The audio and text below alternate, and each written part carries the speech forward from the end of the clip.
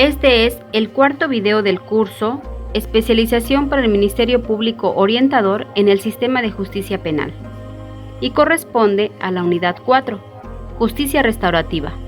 Buen día, el tema que vamos a tratar el día de hoy es el de justicia restaurativa.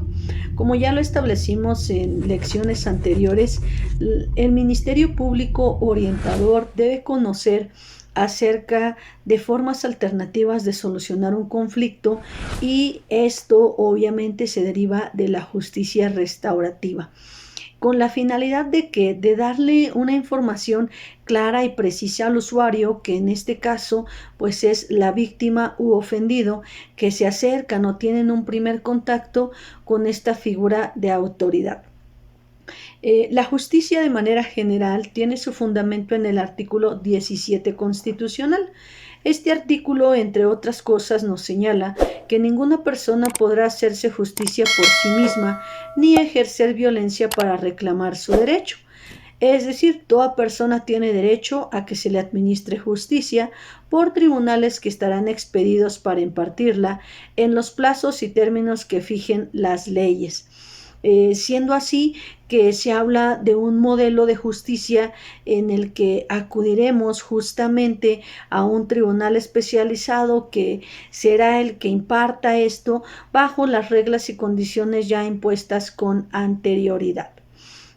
De manera general, al hablar de justicia, tenemos que la palabra justicia proviene del sustantivo latino justitia, y este a su vez del adjetivo justus, que significa justo, apegado a derecho.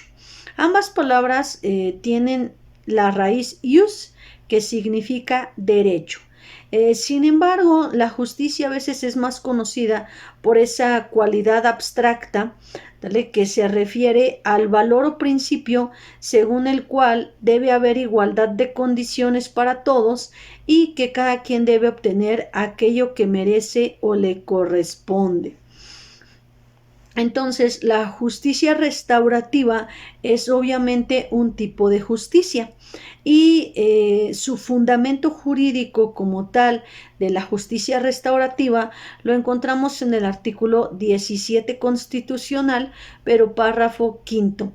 En el cual se establece que las leyes preverán mecanismos alternativos de solución de controversias y por lo delicado que es la materia penal o los bienes jurídicos bajo los cuales tiene que tutelar la norma, se establece que en materia penal se regulará la aplicación de estos y se asegurará la reparación del daño, así como se establecerán los casos en que se requerirá una supervisión judicial.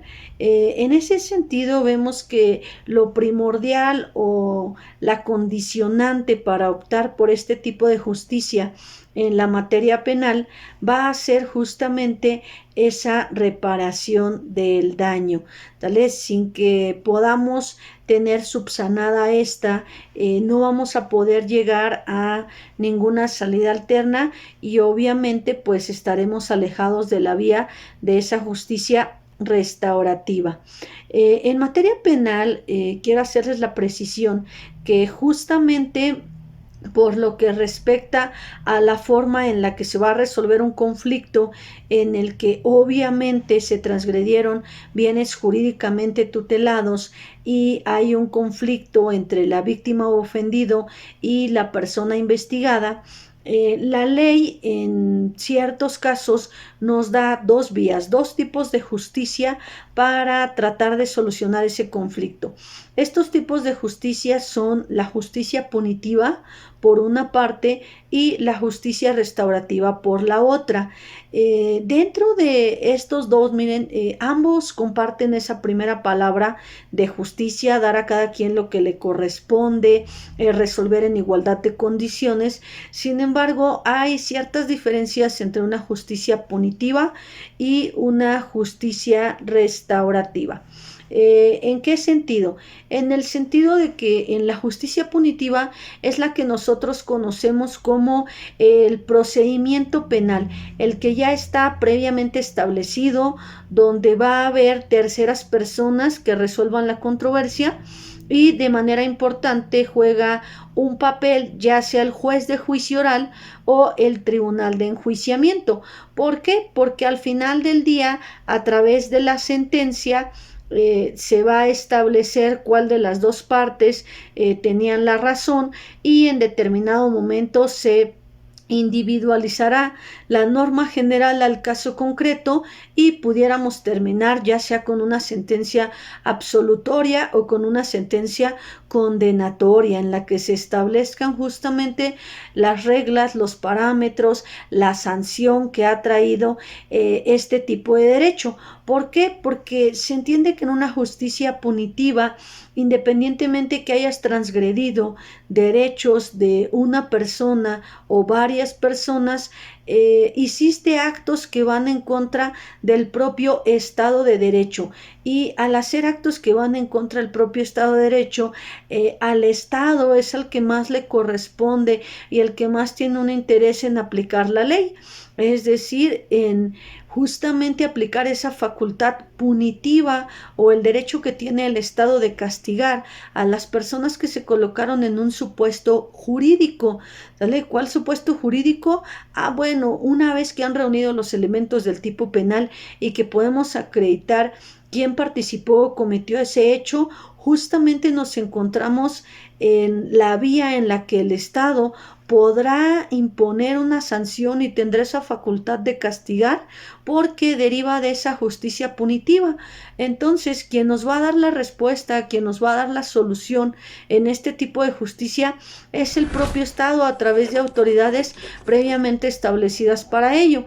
Se dice que en la justicia punitiva muchas veces se revictimiza a la víctima o al ofendido. ¿Por qué? Porque estas personas son sometidas a procedimientos largos y la historia que ellos vivieron en cuanto a una transgresión a sus bienes jurídicos es repetida en múltiples ocasiones. Vamos a pensarlo desde una fase de investigación, a lo mejor cuando acaba de suceder el hecho, la víctima puede llegar a acercarse con un primer respondiente, posteriormente a lo mejor va a ser objeto de una entrevista desformalizada por parte del policía de investigación, pero si vamos a reunir con esta persona un requisito de procedibilidad como lo es una denuncia o una querella, pues va a tener un acercamiento con ese agente del Ministerio Público también en cuanto a ese relato de los hechos. No obstante lo anterior, para corroborar su información de manera jurídica, pues se va a acudir a las áreas de servicios periciales, donde también será sujeto a algunas preguntas para formar parte de la información que ha de servirles a los expertos para darnos una opinión técnica o científica al respecto. Por otro lado, en las bondades de la justicia restaurativa con respecto, número uno, a la aplicación de la sanción, aquí vemos que no vamos a conferir en un tercero la solución del conflicto.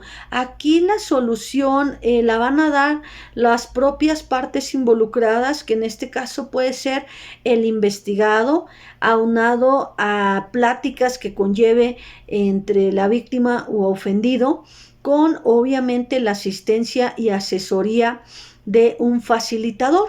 Entonces, en ese sentido, ya tenemos que se le da una mayor intervención o participación a las personas involucradas en el conflicto para solucionar el mismo.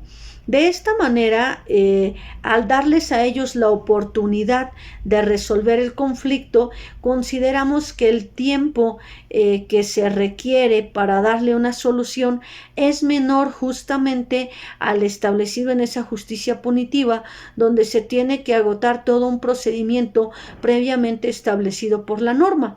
En esta justicia restaurativa vamos a tratar de ser flexibles en cuanto a esa temporalidad, llevándoles un clima propicio para que las personas puedan en ese sentido darle una solución a su conflicto, aminorando en ese entendido los tiempos y por ende los costos que generaría llegar a una solución a través de otra vía.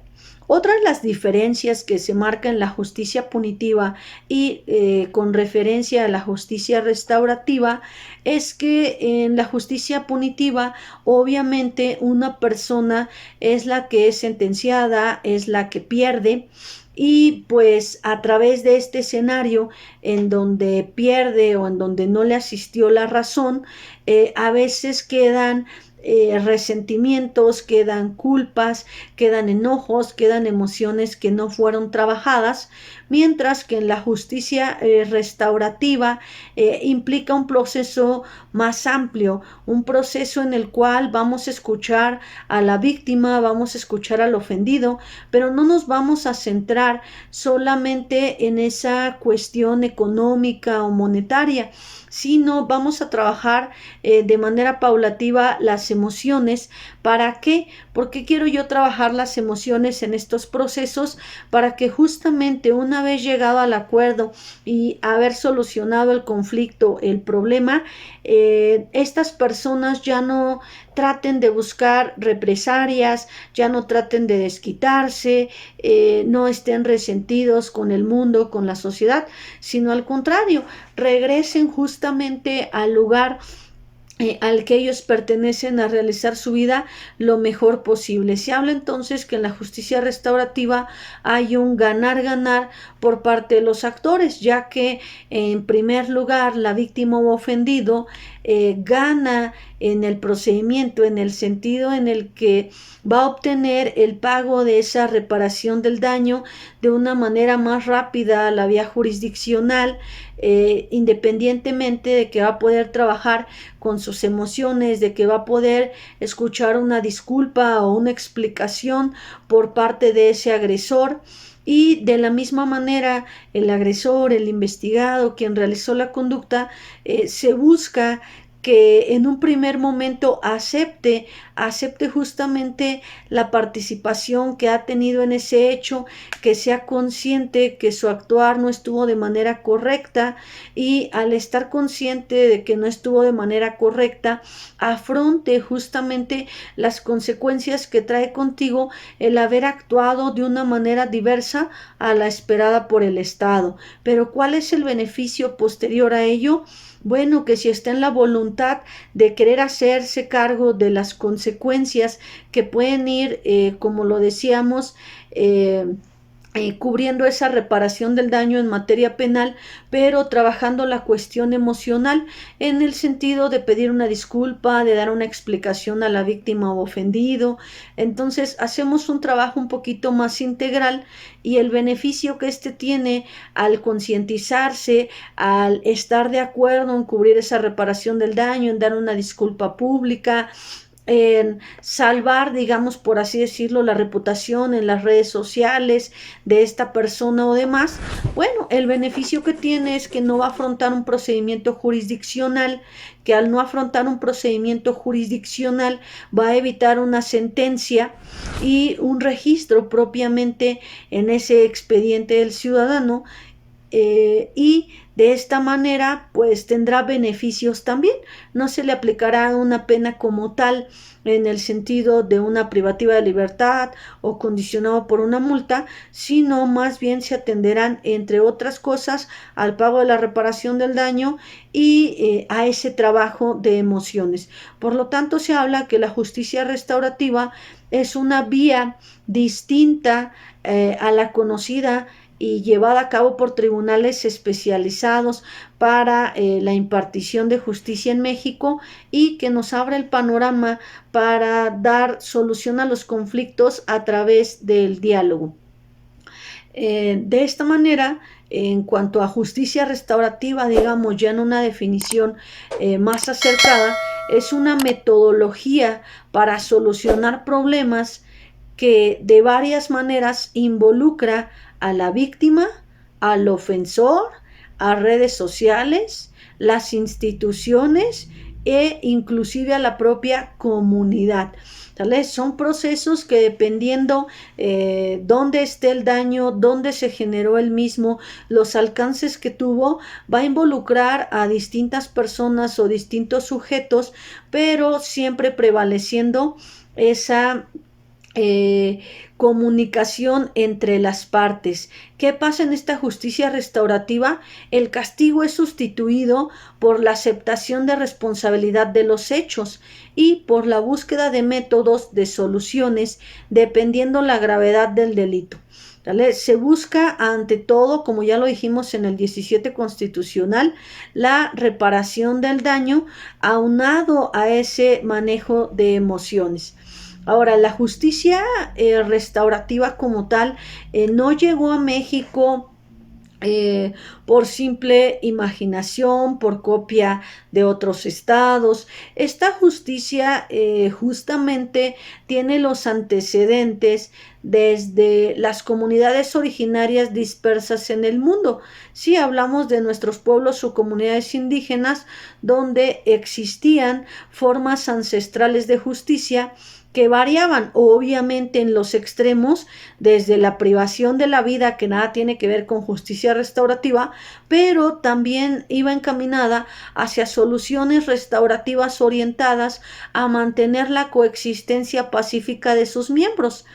¿Vale? Fundada en la ayuda mutua, la responsabilidad compartida y la cohesión social. Aquí justamente en este otro extremo donde se buscaba que los miembros se sintieran parte de la comunidad, donde buscábamos que en caso de que hubiesen dañado a alguno de sus miembros, trataran de solucionar pacíficamente ese conflicto, los involucráramos en esa responsabilidad y evitáramos la fractura justamente del grupo al que pertenecían. Entonces, de esta manera, pues ya se buscaba dar soluciones a través del diálogo, ¿vale? Ese es como los primeros antecedentes, los tenemos justamente en comunidades originarias. El segundo aspecto, aunque pudiera sonar extraño en cuanto a que viene de la perspectiva bíblica, a lo mejor ustedes piensan nada tiene que ver el derecho con la religión. Bueno, como tal lo tenemos que la perspectiva bíblica siempre nos habla de un modelo de justicia basado en reconciliación, ¿vale? Con nuestros enemigos, el arrepentimiento y el perdón. ¿Vale? Nos habla de restaurarnos y de restaurar las cosas que hemos hecho mal en la sociedad. ¿Por qué les menciono esta cuestión hasta cierto punto religiosa? Porque hubo una congregación cristiana bajo una corriente que seguramente ya han escuchado de ella, la corriente de los menonitas, pero que en los años 70 fueron observados por la Organización de las Naciones Unidas. ¿Vale? Cuando la ONU viene a observar este tipo de congregaciones, se dan cuenta que esta congregación trataba de solucionar sus conflictos de manera pacífica. Trataban en la medida de lo posible de no dañarse entre la sociedad, de no fragmentarla, de no dividirse, y que si surgía alguna conducta que era inapropiada, trataban de solucionarla a través del diálogo.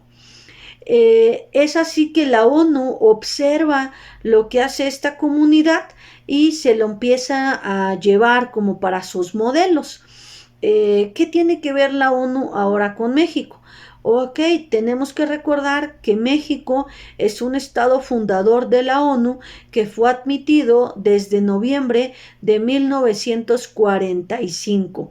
¿Vale? Entonces México, al ser un miembro fundador de la ONU, ha participado en diferentes congresos, diferentes reuniones, y en el tema en particular participaron diversos países, entre ellos incluidos México, con respecto a congresos de prevención del delito y justicia penal, organizados propiamente por la ONU.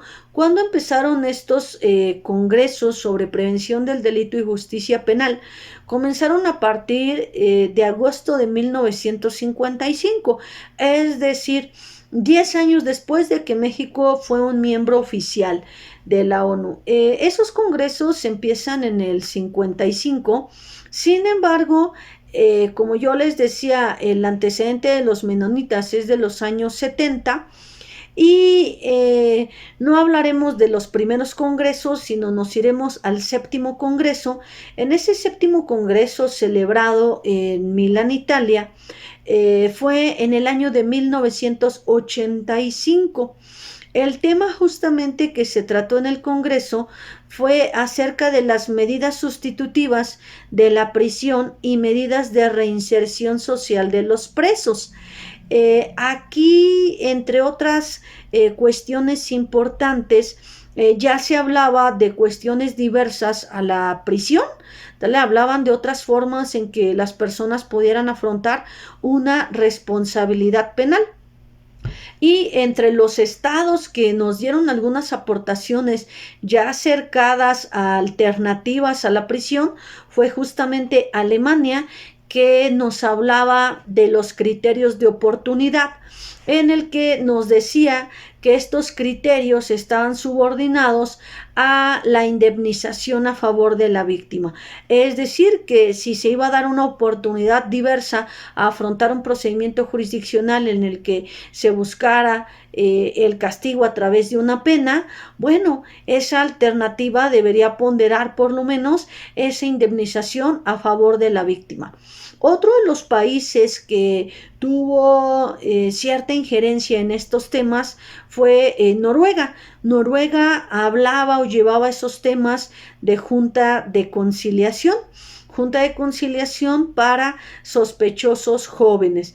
Ok, que no les suene rara la palabra sospechosos, tomen en cuenta que era Noruega, que era 1985, si esto lo aterrizáramos ahorita a nuestra época con las reglas del sistema, bueno, hablaríamos de justamente aquellos jóvenes que están participando en justicia para adolescentes. En ese sentido ya hablaban de juntas de conciliación para resolver este tipo de conflictos.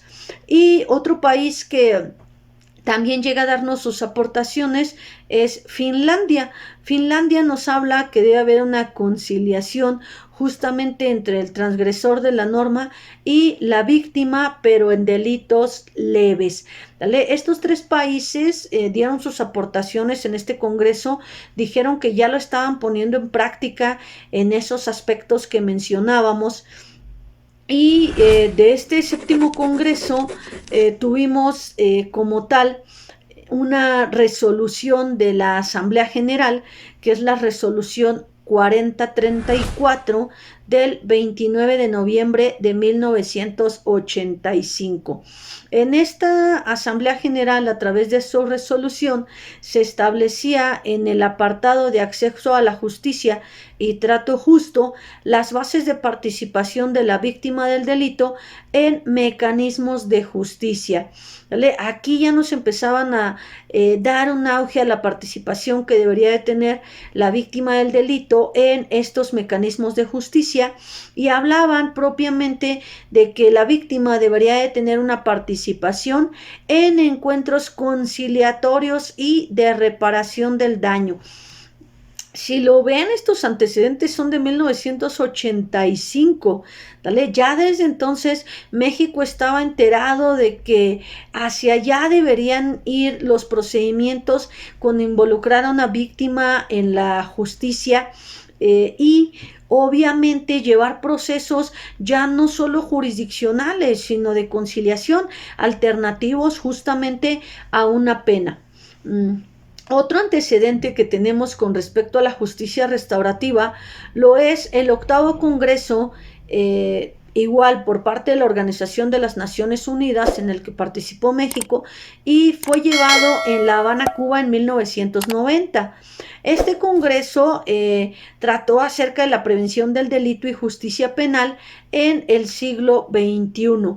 Aquí, con independencia de tener información acerca de la justicia alternativa, tuvimos un gran antecedente para el sistema penitenciario, ¿vale? Por cultura general, ya que aquí se establecieron las reglas de Tokio. Las reglas de Tokio son las reglas mínimas de las Naciones Unidas sobre las medidas no privativas de libertad. ¿vale? Es decir, ya alternativas a la privativa de libertad, pero reguladas bajo unas condiciones mínimas. ¿Qué es lo que se buscaba aquí con parte de estas reglas? Se buscaba fomentar entre el transgresor de la norma su responsabilidad hacia la sociedad. ¿Vale? Buscábamos concientizar que él, al haber desplegado una conducta, obviamente esa conducta afectó a terceras personas y por eso él tenía una responsabilidad justamente derivada de ello. Se habla de los principios y elementos básicos para apreciar el tránsito de una justicia retributiva, es decir, de esa justicia de la pena, a una justicia restaurativa, buscando que la rehabilitación justamente de la persona que transgredió la norma para evitar la reincidencia. Entonces, esas reglas de Tokio, independientemente de que sean un fundamento para la justicia restaurativa, nos dan lineamientos también para el sistema penitenciario. Más adelante, en un 10º congreso que se dio en Viena, en la República de Austria, este fue en el año 2000, se habla de la aplicación de la justicia restaurativa en materia penal. ¿Vale? Aquí en este congreso, algo muy importante es que se fijó como plazo el año 2002 para que los estados incluyeran mecanismos de mediación y justicia restaurativa, ampliando el apoyo hacia las víctimas. Fíjense bien, aquí ya no se quedó como aportaciones de los estados ni como un compromiso sin un tiempo o un plazo. Aquí se estableció justamente que en el año 2002, a más tardar, los estados ya tendrían que incluir estos mecanismos de mediación y justicia restaurativa en materia penal, ¿vale? Ampliando justamente la gama de derechos hacia las víctimas. Entonces, eso quedó desde 2002.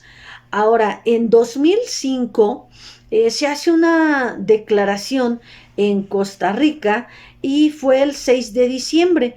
En esa declaración de Costa Rica se habla sobre la justicia restaurativa en América Latina.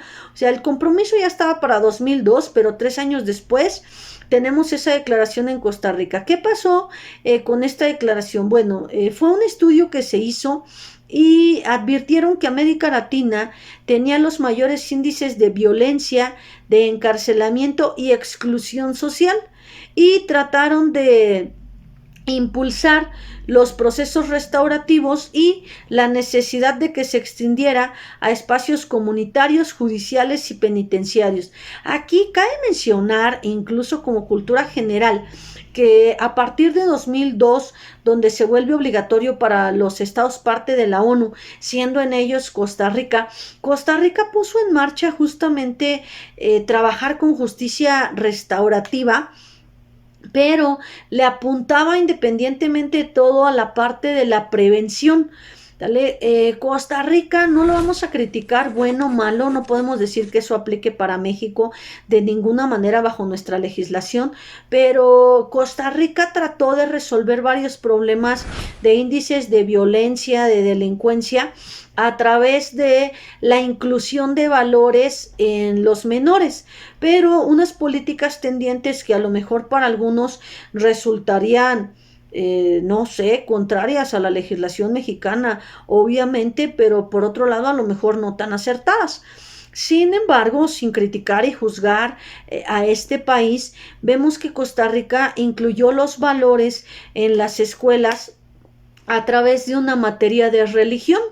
¿Vale? En todas sus escuelas metió una materia de religión como obligatoria para la currícula. Oye, maestra, tanta imposición en ese sentido. Bueno, no fue de esa manera. Costa Rica, de todas las escuelas que tenía, pues hicieron como un consenso de qué porcentaje de población profesaba cierta religión, y con base en ello decidieron crear escuelas con diferentes materias de religión. ¿Vale? No obstaba, vamos a pensarlo, yo quería mandar a mi hijo a la escuela más cercana, pero daban una religión diversa a la que yo profesaba.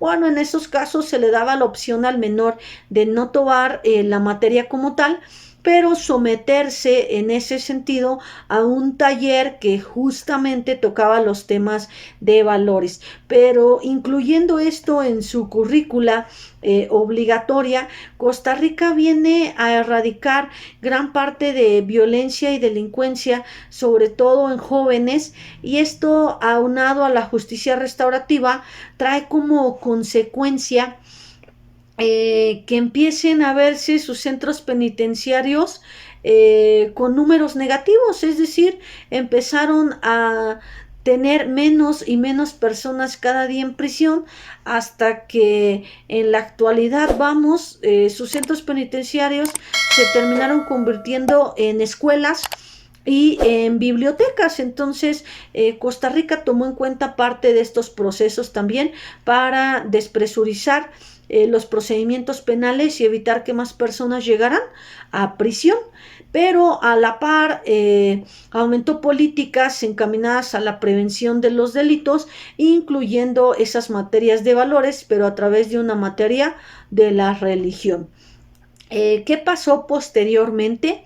Bueno, ya aterrizados un poquito a México, ya México había formado parte de los congresos de la ONU, ya habíamos escuchado esa declaración de Costa Rica, y México, bueno, viene a dar pauta al nacimiento de la justicia restaurativa como tal a partir del año de 1998.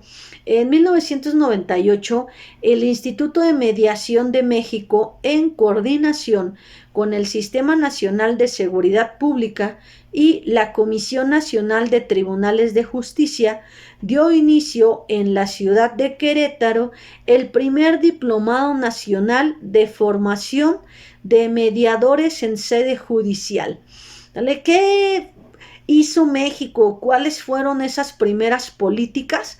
Bueno, si no teníamos mediadores conciliadores, no estábamos enterados de cómo funcionaba la justicia restaurativa, cómo era su aplicación, su procedimiento, bueno, pues inició justamente por la capacitación, creando el primer diplomado nacional en formación de mediadores en sede judicial. Esto, recuerden, ahí en la ciudad de Querétaro. Más adelante, en el 2001, la Universidad de Sonora, en conjunto con el Instituto de Mediación y los poderes judiciales de los estados, convocaron a congresos nacionales de mediación. Fíjense bien, empezaron ya los congresos, pero teníamos el compromiso para el 2002, entonces México en el 2001, apoyados por esta Universidad de Sonora, inician justamente congresos nacionales de mediación. Y en el 2003, ya justamente cuando se haya pasado el término para instaurar esos procedimientos en nuestra legislación, viene una iniciativa. Si recuerdan, por ahí estaba nuestro presidente Vicente Fox. Él presentó una iniciativa al Congreso donde se contemplaba la regulación del procedimiento penal acusatorio oral. Se presentaba reforma en cuanto a los mecanismos alternativos de solución de controversias y el sustento legal contra la delincuencia organizada. En ese momento, en ese 2003, no estábamos tan preparados para todos estos temas y obviamente fueron rechazadas esas iniciativas que había planteado este presidente de la República. Vieron muy complicado el panorama de cambiar el sistema, de incluir mecanismos alternativos, y obviamente no prosperó. Sin embargo, no era en realidad a capricho de nuestros legisladores que estos temas se tenían que regular. ¿Por qué? Porque con independencia de la materia de justicia penal, donde había otros compromisos internacionales, la justicia alternativa teníamos ya que regularla, porque el plazo ya había pasado. El plazo era ese 2002 y México no había cumplido con esos compromisos que se había generado con la Organización de las Naciones Unidas.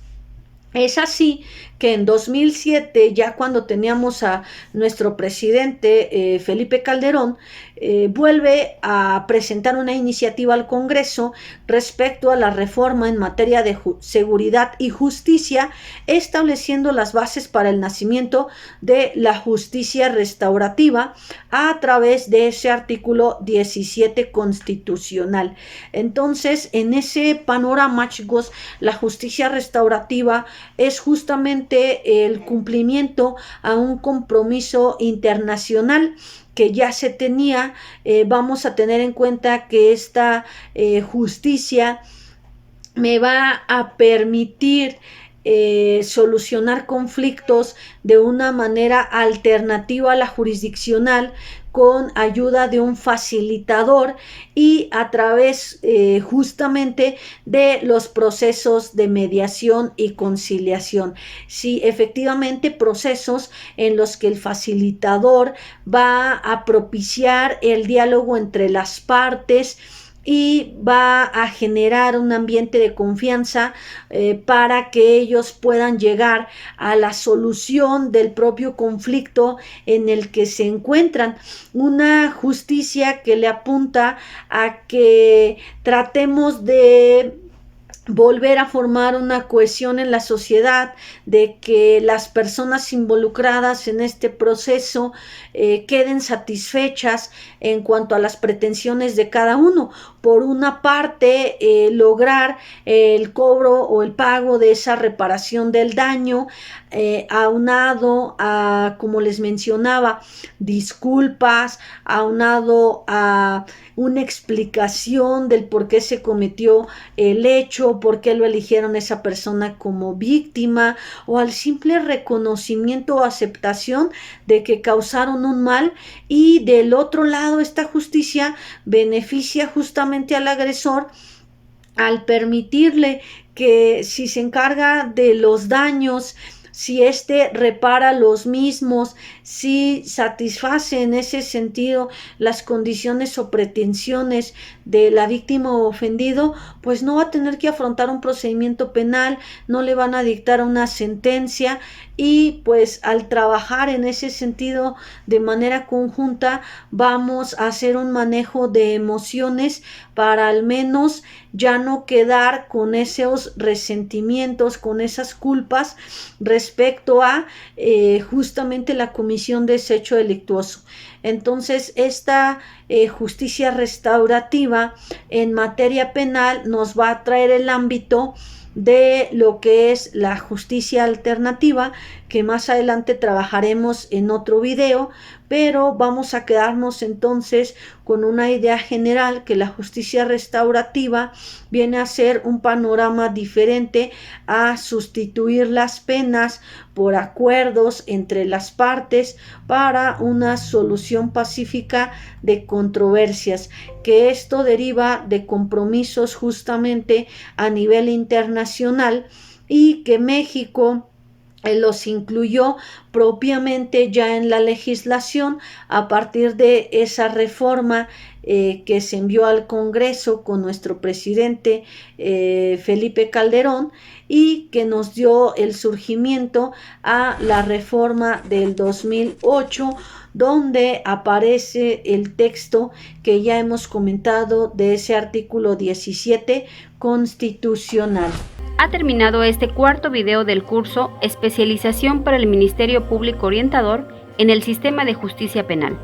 Si ya estás listo, responde tu evaluación.